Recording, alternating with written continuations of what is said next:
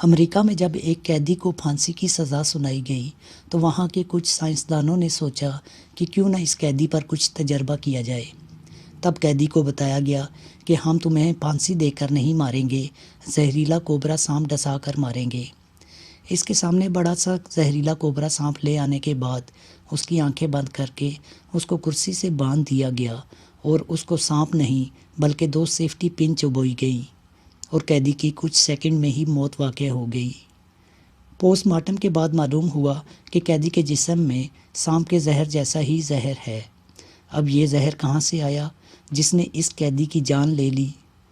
وہ زہر اس کے جسم نے ہی صدمے میں جاری کیا تھا۔ ہمارے ہر عمل سے مثبت یا منفی توانائی بنتی ہے اور وہ ہمارے جسم میں اسی کے مطابق ہارمونز تیار کرتی ہے۔ 75% بیماریوں کی وجہ منفی سوچ ہی ہوا کرتی ہے۔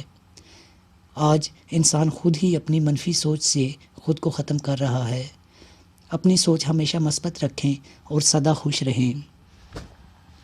25 سال کی عمر تک ہمیں یہ پرواہ نہیں ہوتی کہ لوگ کیا سوچیں گے۔ 50 سال کی عمر تک اسی ڈر میں رہتے ہیں کہ لوگ کیا سوچیں گے۔ 50 سال کے بعد پتہ چلتا ہے کہ ہمارے بارے میں تو کوئی سوچ ہی نہیں رہا تھا۔ زندگی خوبصورت ہے، اس لیے ہمیشہ خوش رہیں۔